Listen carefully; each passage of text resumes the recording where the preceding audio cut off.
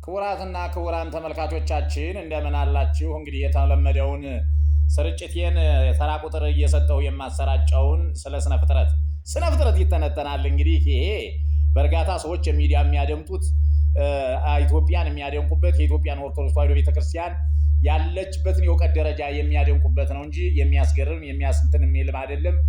ለበረከት ይሁናችሁ። ይሄ እንግዲህ እግዚአብሔር በአምላክነቱ የተናገረውና ያደረገውን ነው እና ዛሬ የሰው ልጅ እንዴት አካሉን እንደተገፈፈ ጸበለስን በልቶ እሱ ደረጃ ላይ ነው ያለን። እተነትነዋለሁ፣ ተከተሉኝ። ከጸበለስ ቆርጠው ማጠቆን አበጁ ይላቸዋል። ኋላ ግን እግዚአብሔር አሁን ሁላችን ለብሰነው የሚታየውን የስጋችን መሸፈኛ የሆነውን ቆርበት አለበሳቸው። ዋልበሶሙ እግዚአብሔር አይዳለ ዘማይ ዘውቱ አነዳ ስጋ ዘመልተ ስጋ ልብሰ ሐዘን ወሕማም እንዳለ ቀለሚንጦስ። ያን ጊዜ ጌታ በፍና ተሳልቆ አዳም ከሆነ ከማዱ እምኔነ አዳም የከለከልነውን ዕፅ በላና ከኛ እንዳንዱ ሆነ አለ። ነገር ግን በጌታ ዘንድስ ተሳልቆ የለም ብሎ ኋላ ከሶስቱ አካላት አንዱ አካል ወልድ የአዳም ስጋ የሚለብስ ነውና ኋላ የኋላውን መናገሩ ነው ይላሉ። ከዚህ በኋላ ጌታ ከፍና ሰርክ ድምፀ ሰኮና ቢሲን እያሰማ መጥቶ አይቴ ሃሎ ከአዳም አለው ይላል። እንግዲህ ዘፍጥረት ምዕራፍ 3 ከቁጥር 9 ላይ ነው። አሁን ያለበትን የማያውቅ ሆኖ አይደለም ኋላ ለዋቂ ስጋን ተዋህጄ አድንሃለሁ ሲለው ነው እንጂ ይኸውም አይቴ ቀበርክምዎ ለአልዓዛር እንዳለው ያለ ነው። ዮሐንስ ወንጌል ምዕራፍ 11 ከቁጥር 34 እርሱም በአፈር ብፈራ ይሄው ራቆቴን ሆኜ ከዚህ አለሁ አለ። ዘፍጥረት ምዕራፍ 3 ከቁጥር 10 ጌታም ራቆትን መሆንህን ማን ነገረህ አለው። አዎ አትብላ ያልኩህን ዕፀ በለስ በላህን? ይህማ እንዳይሆን ነግሬህ አልነበረምን ቢለው ቢሲት እንተዋሃብከኒ ትንበር ምስሌ ይእቲ ወሀበተኒ ወበላይኩ ብሎ በሔዋን አማኘ ምክንያት በዚህ ጊዜ ተጀመረ ማለት ነው። እንግዲህ ተመልከቱ። እንግዲህ አሁን ሰው የሆነ ነገር ያለ ለምን እንዲያደርግ እንዲሆኑ እኮ ነው ምናምን ምክንያት መፍጠር ከዚህ ነው የተጀመረ እንግዲህ ማለት ነው። አዳም በሔዋን አማኘ፣ ሔዋን በእባብ አመካኘች። እንደዚያ ነው ምክንያት ከዚያ ነው የተፈጠረ ማለት ነው። ዘፍጥረት ምዕራፍ 3 ከቁጥር 11 እስከ 12 ገብታችሁ ማየት ትችላላችሁ፣ የበለጠ በራሳችሁ ለመረዳት ማለት ነው። እሺ እርሷንም በእንተ ምንት ገበርኪዮ ለዝ ነገር ቢላት አርዌ ምድር አስፈጠተኒ ወበላይኩ አርዌ ምድር አሳተችኝ በላሁ ብላ በአርዌ ምድር በእባብ አመካኘች ይላል። ዘፍጥረት ምዕራፍ 3 ከቁጥር 13 አርዌ ምድር ግን እባብን ግን አልጠየቃትም፣ መርገሙን በእርሷ ይጀምራል። እስመ ገበርኪዮ ለዝንቱ ግብር ርግምተ ኩኒ እምኩሉ እንስሳ ወይም ኩሉ አራዊተ ምድር ይላታል።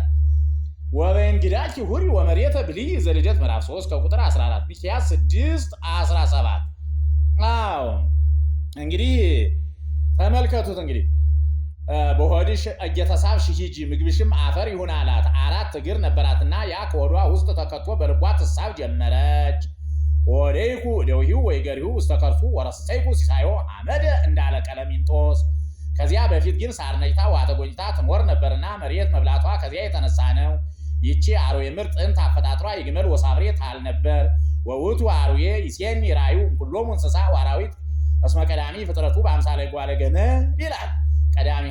ቀለሚንጦስ ነው እንደዚህ የሚል በነገራችን ላይ ቀዳሚሃ ተሐውር በይገሪሃ ወተአክል እጓለ ገመል እንዳለ አክሲማሮስ። ቀጥሎም ወኩሎም ዋይለ ሕይወትኪ ዋስተጻረር ማይከሌኪ ወማይከለ ዘርአ ለቢሲት ውእቱ ይቀብር ሰኪ ወአንቲኒ ዕቀቢ ሰኮናሁ አላት። ዘቀዲሙ ትመስል ከመ እግረ ገመል እማሚሃ አጽርዓ አይጋረ ምንተ ድሪሃ ወመዝራኢተ ምንተ ቅድሚሃ ወአይፀወ እዝና በድንቃዊ ወይሃደገ ላቲ መልክዓ ዘየንበላ ዓይን ወአስናት በዘትትቤቀሎሙ ለደቂቀ ሔዋን በከመ ይቤ ዳዊት ከመ አርዌ ምድር ጽምንት ዘኒያ እንተ ይትሰምዕ ቃለ ዘይረቅያ ወይን ዘይሰርያ መሰሪ ጠቢብ መዝሙር 57 ነው የሚናገር። እንግዲህ ዛሬ ሰው በትሩን ይዞ ራሷን ሲመለከት እሷም የሰውን እግር ስትመለከት መኖራቸው ከዚህ የተነሳ ነው። ዘፍጥረት ምዕራፍ 3 ከቁጥር 15 ይኸውም ይታወቅ ዘንድ እባብ የቀረውን አካሉን ቢመቱት ቶሎ አይሞትም፣ ራሱን ቢመቱ ግን በቀላሉ ይሞታል። እምከመ ተቀጥቀጠ ርእሱ ለከይሲ ሁሉ ስጋሁ ምጉተ ይከውን ፍልክስዩስ። በዚሁም አንጻር ዲያብሎስን ረገመው። በእንግዳኪ ሁሪ ወመሬተ ብልዒ ማለቱ ክብር አታግኝ አሳር ይብዛብኝ ሲለው ነው። አስተጻረር ማይከሌኪ ወማይከለ ዘርአ ለቢሲት አንቲኒ ዕቀብ ሰኮናሆሙ ወእቶሙኒ ይቀጥቅጡ ርእሳኪ ማለቱ ዛሬ ዲያብሎስ የሰዎችን ሰኮና እየነከሰ ኃጢአት እያሰራቸው መኖሩ ጻድቃንንም በጸሎት በቀዊም በሰግደት ራሱን ሲቀጠቅጡት መኖራቸው ከዚህ የተነሳ ነው። ቀጥሎም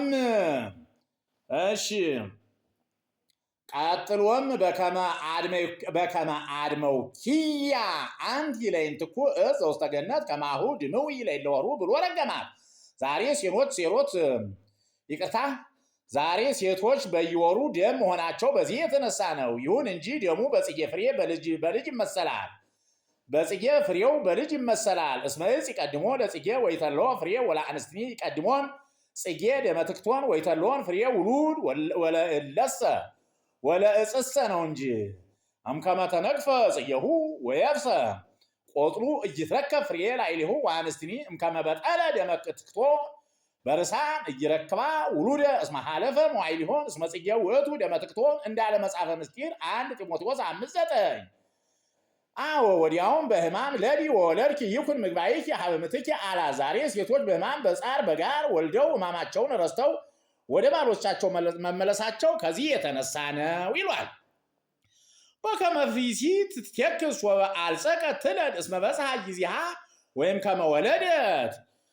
ከመ ወለደት ጓላ ይትዜከሮ ለሕማም በእንተ ፍስሐ እንዳለ ዮሐንስ ምዕራፍ 16 ይቅታ ከቁጥር 21 ቀጥሎም ወውቱ ይቅኔኪ እሱ ይግዛሽ አላት። እንግዲህ ሴቶች እኩል ነን ምናምን እያልሽ የምትለላጭ አንዳንድ እዚህ ላይ ነው እንግዲህ እሱ ይግዛሽ አላት። ዘልደት ምዕራፍ 3 ከቁጥር 16 የእግዚአብሔር ትእዛዝ ነው ለባሎቻችሁ መገዛት፣ ጽድቅም ነው፣ ትክክለኛ ሕገ እግዚአብሔርም ነው። ስለዚህ ሩቅ ብሎ ባልን ባለማበሳጨት ባልን በመምከር እዚህችው ላይ የሆነ ነገር ብያችሁ ልለፍ ብዬ ነው። ሕገ እግዚአብሔር መሆኑን እንድታውቁት ነው። ዘፍጥረት ምዕራፍ 3 ከቁጥር 16 ላይ እየገባችሁ ይሁት። ገዥ ሆናለሁ ብላ መጀመሪያ የተነሳች እርሷ ነበረችና ዛሬ ተገዥ መሆኗ በዚያ የተነሳ ነው። ወበእንተዝ ርቱ ይኩን ስልጣን ላዕለ ርእስ በእንተ መልእክት እንዳለ አንደኛ ቆሮንቶስ ምዕራፍ 11 ከቁጥር 10 አዳምን ሔዋንን ቃል ሰምተህ እንዳትበላው ካዘዝኩህ በልተሃልና ምድር በተግባርህ የተረገመች ትሁን። እድሜህም ሙሉ ጽረህ ግረህ ብላ፣ እሾህ ደንደር ይብቀልብህ፣ የበረሃውን ሳር ብላ ማለት ምግብህ እህል ይሁን። መሬት ነህና ወደ መሬት ትመለሳለህ፣ እስክትመለስ ድረስ እንጀራህን በፊትህ ወዝ ብላ ብሎ ረገመው። ይህ ነው እንግዲህ ዛሬ ሰርቶ መብላት መርገም ነው። መደዳርም መርገም ነው። ይህ የምናደርገው መርገም ነው። ብንበላ የማይሞላ ሆድ ይህ መርገም ነው። ሆዳችን ውስጥ ያለ ነገር የታዘዘብን መርገም ነው። መሾም መሸለም መርገም ነው። ከሰማያዊ ስራ ውጭ ያለው ምድራዊ ስራ በሙሉ መርገም ነው። መበረድ መርገም ነው። ሙቀት መርገም ነው። ብርድ መርገም ነው። መደሰትም መርገም ነው። ማዘንም መርገም ነው። እግዚአብሔርን በጥሩ ብቃት ማምለክና ማመስገን ብቻ ነው ቅድስና እንጂ ከእግዚአብሔር አምልኮት ውስጥና ከበረከት ስራ ውጭ ያሉ ነገሮች ሁሉ መርገም ናቸው። በዚህ ምክንያት ተረግመን ነው ማለት ነው። እንግዲህ ይህን ደግሞ እንዴት ነው ምን ሊል ነው የሰውዬ ታላችሁ? ዘፍጥረት ምዕራፍ 3 ከቁጥር 17 እስከ 19 ላይ ኩፋሌ 4 27 እስከ 30 ላይ እየገባችሁ አንብቡ። ማንበብ ነው፣ ሰነፍ አትሁኑ። ነገር ግን በዕለተ ሰሉስ ያልተፈጠረ እሾህ አሜከላ ስለሌለ ዋመሳቢት ዕለት አይረፈም ኩሉ ግብሩ ይላልና ብሎ ሶክ ዋሜከላ ይብቁል ከማለቱ እኩያት አጣው እኩያት ፍትወታት ይሰልጥኑብህ ሲለው ነው ይላሉ። እንዲህም አድርጎ በዕለተ ዓርብ በ9 ሰዓት ከገነት አውጥቶ በአንጻረ ገነት በደብር ቅዱስ አኖራቸው። ወኮነቶሙ እሙስተ ገነት ዘእንበለ ፈቃዶሙ በአብይ ሐዘን ወብካይ። ቀለሚንጦስ ነው ይህን የሚናገር እንግዲህ ገነትንም መላእክትን አስጠበቃት። ዋዘዞሙ ለሱራፊል ወለኪሩቤል ዘውስተ እደዊሆሙ ሰይፈ እሳት እንተ ትትመያየጥ ከመ ይቀው ፍኖተ ዕፀ ሕይወት። ዘፍጥረት ምዕራፍ 3 ከቁጥር 24። አዎ ምነው ቃሉ ብቻ አይበቃምን? ለምን አስጠበቃት ቢሉ ፈጽሞ እንደተጣላቸው ለማጠየቅ ነው። ስለምን በአንጻረ ገነት በደብር ቅዱስ አኖራቸው ቢሉ ገነትን አሻግረው እያዩ ወየው ቦታችን በኃጢአታችን አጣንሽ እያሉ ሐዘን እንዲጸናባቸው፣ ሐዘን ከንስሐ ያደርሳልና ወዲህም ባህሪያቸውን ተዋሂዶ የሚያድናቸው ነውና ተስፋ እንዳይቆርጡ ነው። ወኮኑ ውስተ አብይ ሐዘን 3 ዓመት እንዳለ ቀለሚንጦስ በደብረ ቅዱስ 3 ዓመት አዘኑ፣ አለቀሱ።